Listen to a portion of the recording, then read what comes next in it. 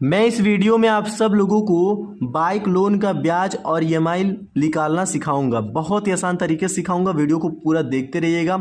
आज इसी वीडियो में आप सीख जाएंगे कि बाइक लोन का ब्याज और ईएमआई अगर हमें निकालना हो तो किस फार्मूले से हम निकाल सकते हैं, और वही फार्मूला आप हमेशा याद किए रहिएगा। जब भी आपको बाइक लोन का ब्याज और ईएमआई निकालना होगा तो वही फार्मूला यूज कीजिएगा।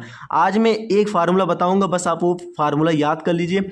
उसी फार्मूले से जब भी आपको बाइक लोन का ब्याज और ईएमआई निकालना होगा, मूलधन आपको प्रिंसिपल दे देगा, ब्याज दर रेट दे देगा, समय टी दे देगा। ठीक है, तो उस फार्मूले से बहुत ही आसान तरीके से और बहुत अच्छे तरीके से आप निकाल लेंगे।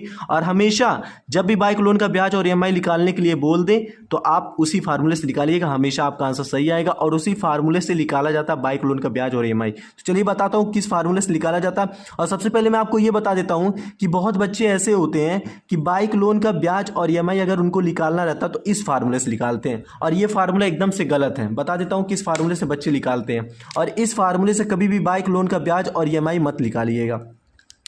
फार्मूला जो है साधारण ब्याज के फार्मूले से बच्चे क्या करते हैं, बाइक लोन का ब्याज और ईएमआई निकालते हैं, जो एकदम से गलत है। ये साधारण ब्याज का फार्मूला है, और इस फार्मूले से बाइक लोन का ब्याज और ईएमआई नहीं निकाला जाता है, क्योंकि ये फार्मूला बाइक लोन का ब्याज और ईएमआई निकालने के लिए ये फार्मूला एकदम से गलत है। तो हमेशा याद रखिएगा कि बाइक लोन का ब्याज और ईएमआई अगर आपको निकालना होगा तो इस फार्मूले से बिल्कुल मत निकालिएगा। चलिए मैं बताता हूँ सही फार्मूला, कि सही फार्मूले से बाइक लोन का ब्याज और ईएमआई किस तरह से निकाल सकते हैं। और ये फार्मूला हमेशा याद रखिएगा, और ये फार्मूला जो है सबसे ज़्यादा जरूरी है आप सब लोगों को याद करना। ठीक है, जब भी बाइक लोन का ब्याज और ईएमआई निकालना होगा, ठीक है, बाइक लोन का ब्याज और ईएमआई निकालना होगा तो हमेशा इसी फार्मूले से आप लोग निकालिएगा, और किसी फार्मूले से मत निकालिएगा। ठीक है, तो इसका फार्मूला होता है P गुणे R ब्रैकेट में 1 प्लस R पे पावर N, ठीक है, डिवाइड बाई ब्रैकेट में 1 प्लस R पे पावर N माइनस 1। ये फार्मूला होता है, और ये फार्मूला आप लोग याद कर लीजिए, क्योंकि ये जो फार्मूला है इसी फार्मूले से हमेशा बाइक लोन का ब्याज और ईएमआई निकालिएगा। ठीक है, तो चलिए इस वीडियो में आपको सही फार्मूला बता दिया हूं कि किस फार्मूले से आपको बाइक लोन का ब्याज और ईएमआई निकालना। हमेशा जब भी बाइक लोन का ब्याज और ईएमआई निकालना होगा तो इसी फार्मूले से निकालिएगा। अब चलिए इसी फार्मूले से हम बाइक लोन का ब्याज और ईएमआई निकालते हैं। ठीक है, ध्यान से वीडियो को देख लीजिएगा, इसी वीडियो में आप सीख जाएंगे बाइक लोन का ब्याज और ईएमआई निकालना। ठीक है, बहुत अच्छे तरीके से। फार्मूला क्या दे दिया, मेरा ये दे दिया। अब क्या करेंगे, हम इस फार्मूले को यहां पर रखेंगे। ठीक है, इस फार्मूले को हम यहां पर रखेंगे, तो लिख देंगे बाइक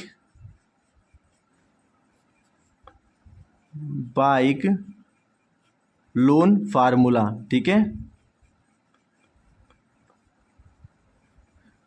इसी वीडियो में आप सीख जाएंगे बाइक लोन का ब्याज और ईएमआई निकालना। अब फार्मूला हम लिख लेते हैं, P गुणे R ब्रैकेट में 1 प्लस R पे power N divide by 1 plus R पे पावर N माइनस 1। ठीक है, ये फार्मूला हम लिख लिए। अब इसी फार्मूले में पुट करके हम सॉल्व करेंगे। ठीक है, तो सबसे पहले मैं आपको बता देता हूं, आपका प्रिंसिपल कितना दिया है, मूलधन आपका जो दिया है उसको आप क्या करिए, P के जगह पर रखिए, क्योंकि देखिए मूलधन क्या है, P है, प्रिंसिपल। तो P के जगह पर मूलधन रखेंगे, कितना है मेरा 1 लाख रुपए है, तो 1 लाख रुपए इसके जगह क्या करेंगे, हम रख देंगे। ठीक है, ध्यान से देखते रहिए, इसी वीडियो में सीख जाएंगे। मल्टीप्लाई का साइन लगा देंगे। अब देखिए R क्या है, ब्याज दर, मतलब रेट जो हमारा है R दिया है। तो हमेशा याद रखिए जब भी बाइक लोन का ब्याज और ईएमआई निकालना होगा तो R के जगह पे आप 12% मत रखिएगा, R के जगह पे हमेशा आप ऐसे रखिएगा। R लिख करके ध्यान से देखिए, कितना दे दिया आपका, 12 दे दिया ना, तो 12। अब देखिए इसके जस्ट बगल में प्रतिशत दिया है, तो नंबर के साथ प्रतिशत दिया रहता है, तो नंबर लिख करके प्रतिशत के लिए क्या लगाते हैं, बटे 100 लगाते हैं। ठीक है, इतना करने के बाद फिर इसी में आपको क्या करना है, 100 के बगल में 12 से गुणा करना है। ठीक है, हमेशा करना है, जो आपका रेट दिया रहेगा उसको लिख करके प्रतिशत के लिए बटे 100 लगा करके अब 100 के जस्ट आगे 12 से मल्टीप्लाई कर दीजिएगा। ठीक है, हमेशा इसी तरीके से आपको रेट लेना है। ठीक है, अब देखिए 12 से 12 कैंसिल हो गया, कितना बचा, 1/100 बचा। ठीक है, अब इसको अगर आप सॉल्व करेंगे तो 1 के बाद कितना जीरो, 2 जीरो है, तो 2 नंबर के बाद डेसिमल लगेगा।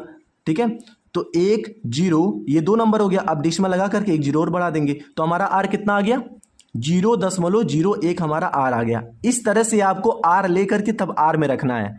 ठीक है, समझ में आया ना, इसी तरीके से करिएगा। तो कितना आ गया, 0.01 आ गया, मेरा आर आ गया। ठीक है, अब ब्रैकेट में 1 प्लस आर कितना मेरा है 0.01, इसके जगह पैसे रख देंगे। ठीक है, अब यन देखिए, यन कितना मेरा दे दिया है, यन जो होता है वो हमारा समय होता है, जो आपका समय दिया रहेगा वही आपका एन होता है। ठीक है, तो यन के जगह पे आपको समय रखना है, और समय जब भी रखिएगा तो वर्ष में लेके मत रखिएगा, हमेशा याद रखिएगा वर्ष को आप महीने में कन्वर्ट करके तब एन के जगह पे रखिएगा। तो आपका समय कितना दे दिया है, 2 वर्ष दे दिया है, तो जब भी वर्ष दिया रहेगा तो उसको आपको महीने में कन्वर्ट करने के लिए 12 से गुणा कर दीजिएगा, जो भी आएगा वही आपका समय होगा। ठीक है, वही समय होगा। तो यन के जगह पे हमेशा वर्ष को मंथ में कन्वर्ट करके तब आप रखिएगा एन के जगह पे। ठीक है, अब देखिए ये हमारा 24 महीना आ गया। ठीक है, अब हम एन के जगह पे रखेंगे, तो महीने में कन्वर्ट करके तब एन के जगह पे रखिएगा। ठीक है, डिवाइड बाई, ध्यान से देख लीजिए, 1 प्लस आर कितना मेरा दे दिया है 0.01 दे दिया है। ठीक है, पे पावर कितना दे दिया है 24, क्योंकि एन क्या है हमारा 24 दिया है, -1 कर देंगे। ठीक है, अब देखिए ये हम 1 लाख ऐसे लिख देंगे। ठीक है, गुणे 0.01 लिख देंगे, ब्रैकेट में 1 प्लस 0.01 करेंगे, कितना आएगा, तो 1.01 आएगा, यही तो आएगा, ब्रैकेट में पावर 24 आ जाएगा। ठीक है, डिवाइड बाई, इन दोनों को जोड़िए, कितना आएगा उतना ही आएगा, एक को 0 में ऐड करेंगे 1 आ जाएगा, 0.01 आ जाएगा। ठीक है, पे पावर कितना आ गया 24 आ गया, -1 आ गया। ठीक है, अब इतना मेरा आ गया, अब हम क्या करेंगे, ध्यान से देखिए, अब ध्यान से देखिए आप क्या करना है इसके बाद। अब देखिए ये 1 लाख हम लिख लेंगे। ठीक है, 1 लाख लिख लेंगे जब, तो मल्टीप्लाई, अब देखिए यहाँ पर सिंपल आप एक काम करिए, 0.01 है ना, तो इसको हम 1/100 लिख सकते हैं, इस तरह से आप लिख लीजिएगा बाद में। ठीक है, लिख सकते हैं ना। अब मल्टीप्लाई का साइन हम देंगे, अब देखिए 1.01 पे पावर 24 है, तो इसकी वैल्यू क्या होती है, इसकी वैल्यू जो आपकी होती है वो 1.2697 होती है, हमेशा याद रखिएगा। ठीक है, मैं इसका, अब देखिए 1.01 पे पावर 24 है, अगर हम इसको सॉल्व करते तो हमारा बहुत समय लग जाता। अगर आपको निकालना होगा कैलकुलेटर से तो आराम से क्या करिएगा, ध्यान से देख लीजिए, देखिए 1.01 पे पावर कितना है 24 है ना, तो क्या करिएगा 1.01 लिख करके, एक हम कैलकुलेटर में एक सिंबल ऐसा दिया रहता है, उस सिंबल को लेकर के उसके बाद आप 24 रखिएगा अपना पावर, तो आपका सीधा 1.2697 आ जाएगा। ठीक है, समझ में आया ना, इसी तरीके से आपको करना है। ठीक है, अब देखिए 1.01 पे पावर 24 था, तो कितना आया 1.2697 आ गया था, -1 आ गया था। ठीक है, देखिए इसको क्या करेंगे, अगर हम 2697 से अगर हम भाग देंगे ऊपर वाले नंबर का, तो हमारा कितना आ जाएगा, अगर इससे हम भाग देंगे तो हमारा आ जाएगा लमसम 4707.82, ये क्या आ जाएगा, मेरा आंसर आ जाएगा इसका, मतलब अगर इसको इससे भाग देंगे तो हमारा इतना आ जाएगा। ठीक है, और ये जो आपका आया है ये टोटल क्या आ गया, आपका EMI आ गया, क्या आ गया, EMI आ गया है। ठीक है, तो 4707.82 जो आ गया है, इतना रुपए जो आ गया है पर मंथ का, हर महीने का इतना रुपए आपका EMI बन गया है। ठीक है, यही आपका EMI है, समझ में आया ना, तो ये आपका EMI तो निकल गया है। अब आपको अगर ब्याज भी निकालना है तो ब्याज किस तरह से निकाल सकते हैं वो भी मैं आपको बता देता हूँ। देखिए ब्याज अगर आपको निकालना है, ठीक है, तो जो आपका EMI आया है, ठीक है, EMI आपका कितना आया है 4707.82 आया है। ठीक है, अब देखिए समय कितना दिया, 2 वर्ष दिया है, तो 2 वर्ष को हम महीने में कन्वर्ट किए तो कितना आया था 24 आया था, 24 आया था ना। अब क्या करेंगे, देखिए अगर आपको EMI निकालने के बाद ब्याज भी निकालना है तो इसमें क्या करिए 24 से आप गुणा कर दीजिए।